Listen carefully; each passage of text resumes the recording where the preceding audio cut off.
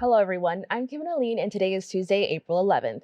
You are now watching Open, a program bringing the Bronx and New York City straight to you. Don't forget to stay connected with us via social media at BronxNet TV. The New York Public Library teamed up with the Brooklyn and Queens Public Library in an effort to protect libraries across the city. The three organizations testified at the preliminary fiscal year 2024 budget hearing to highlight the critical role libraries play in our community. Joining me to discuss this effort is Associate Director of Central Bronx Neighborhood Library Network for the NYPL, Melissa Davis. Melissa, thank you so much for joining me. Good morning. Thank you for having me. Now, can you talk a little bit about the role the NYPL plays in New York City?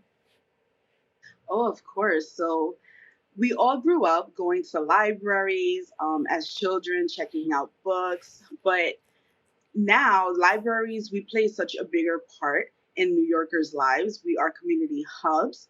We connect people to information and we connect people to other people. We provide after school homework help, games, book clubs. We just have a menu of services, including early literacy for toddlers, after school and homework help for kids, as I mentioned, teen centers, college and career prep, resume help. Um, all these services are free, and that's why libraries are so wonderful, and that's why they're so important to New York City and to New Yorkers. Now, can you talk a little bit about those budget cuts? What will happen or what will it affect, if they actually go through and they actually do cut the budget? So right now it's very early in the budget process. We've always had a good relationship with the mayor and with the city council. So we are optimistic that the budget will be restored, but we don't know.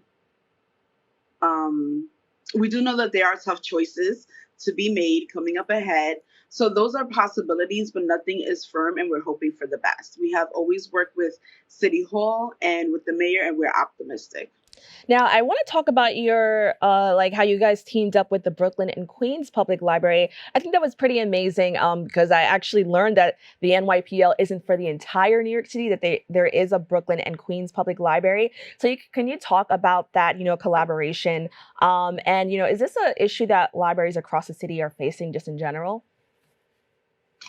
So we did have a rally at City Hall on March 20th, and that was really a combination of, like you said, the three public library systems in New York City, which is the New York Public Library, Brooklyn Public Library, and Queens.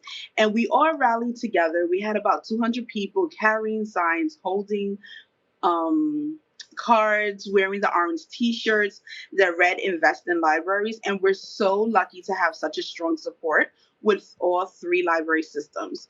We've also had patrons send over 30,000 letters to City Hall saying, "Please don't cut our libraries." And this is just the beginning of the campaign. In fact, we also had two teenagers who used our services and spoke very movingly and highly of how libraries helped them through the pandemic and helped with school. Now, can you actually tell me a little bit more about this rally? How did it feel to have support from all of these people? You said there was about, I believe you said either 30,000 or 300,000. Either way, that's still pretty impressive. What was it like to have that support? So the Invest in Libraries campaign is a partnership with the three library systems. And it's amazing to have the support because although we are three systems, we have a common goal, which is providing New Yorkers with information, providing New Yorkers with a community location. And like it says, libraries make NYC stronger. That's only possible with the support of our patrons, our city council, our elected officials. Now, can you tell me a little bit more about the Invest in Libraries campaign? Is this a new campaign or is this something that has been ongoing for quite some time? So we've always been advocating together for the budget because we believe in the importance of serving New Yorkers. So Invest in Libraries, we ask our patrons to send letters to City Hall urging them to stop the cuts. If you would like to participate, you can go to nypl.org and you can get involved and you can sign an online letter to help support the libraries. Now, I know you're very optimistic, but just so that everybody can get a clearer picture, if the city moves forward with these budget cuts, how will this affect the library, let's say next year or in the years to come? So tough choices will have to be made for sure. Clearly, we are hoping that it doesn't come to that. As I noted, we do have a good working relationship with Mayor Adams, and we are hopeful that the budget cuts will be restored. So it's still too early to tell what the impact would be.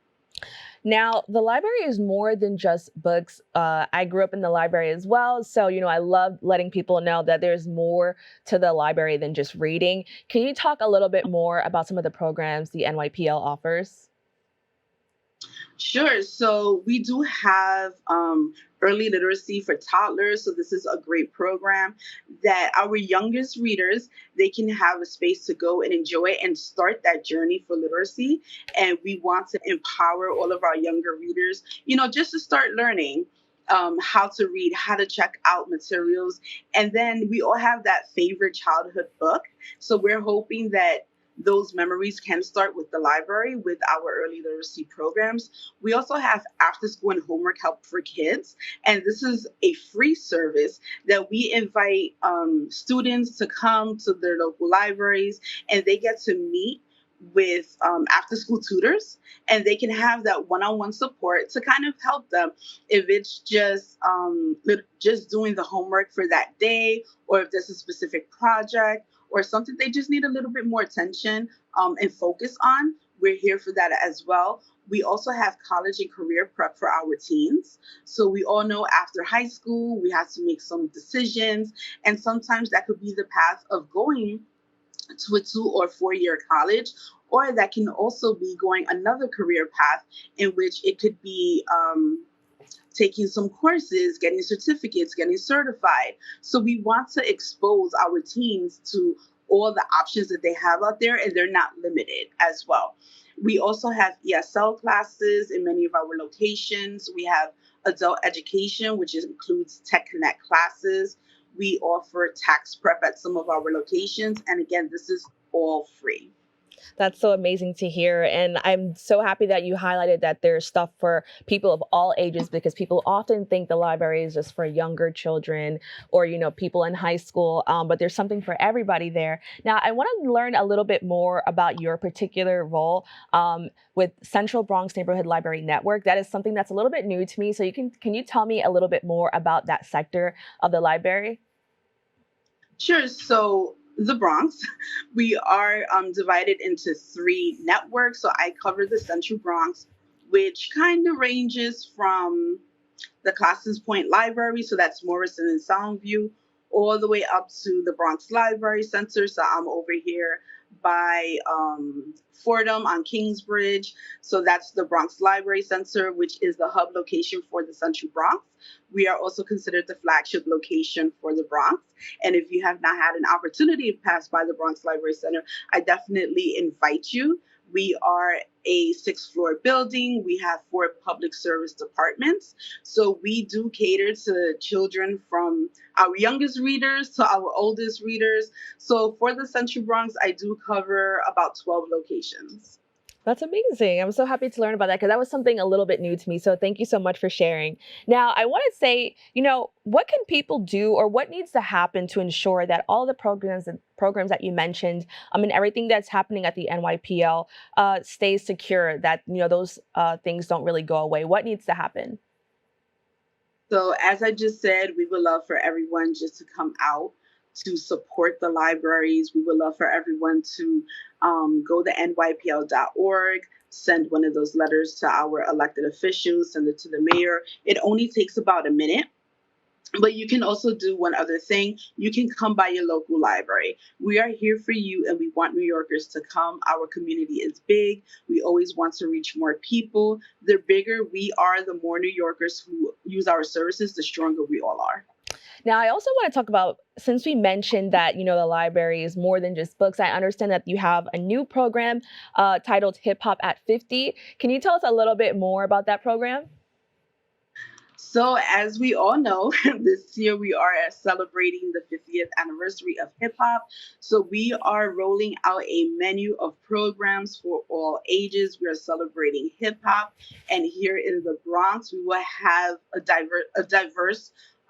diverse programs, and it will go from like book discussions, some block parties, some live performances, of course, craft programs. So we are just going to encompass hip hop, and of course, we have to celebrate that in the Bronx. So we're just happy to join in the festivities for celebrating hip hop. And I think it's really cool because I think that when people think about hip hop, for a long time it wasn't associated with education or books or reading. So, why was it important to kind of merge these two things and celebrate, just the culture of the library, but also adding hip hop into that? Well, if you think about it, hip hop, musically, lyrics, it's poetry with music, the words, the expressions, and of course, we want to embrace that here at the library. We have a good group of following of patrons that they also participate in poetry slams, and that's something that we really want to highlight as well. We all have our hidden talents, so it's just great to celebrate that and that we can have our patrons join in and they can use that platform not only to express themselves, to express their love for the library, express their love for New York, for the Bronx, and express their love for the hip hop culture. And my last question, I know that sometimes in the Bronx, it's easy to stay, kind of in your own little bubble, like in your home. What would you say to get somebody to kind of just explore what the NYPL has to offer? Well, if you go to our website, nypl.org, you can hit the locations tab and you can see that there are neighborhood branches everywhere, all across the three boroughs. So, the New York Public Library, we cover the Bronx, Manhattan, and Staten Island. And there's libraries within walking distance. So, we're hoping that everyone has access to this free information. We have access to this community hub. You can come, you can spend the day with us if you're just there for information, or if you're there to meet other people. What other place can you go that would allow you to be here and enjoy all these free services? So I do want to express to everyone, please go on our website and you can see not only our locations, we also have our events page. So you can search by the event that you're interested in if you want to narrow it down by that, or if you want to narrow it down by the location closest to you. All right, well, Melissa, thank you so much for joining me. Thank you for having me. To find out more how you can support the NYPL's efforts to fight against these proposed budget cuts, please go to their website at www.nypl.org or follow them on social media at NYPL. Don't go away. We'll be right back with more Open right after this.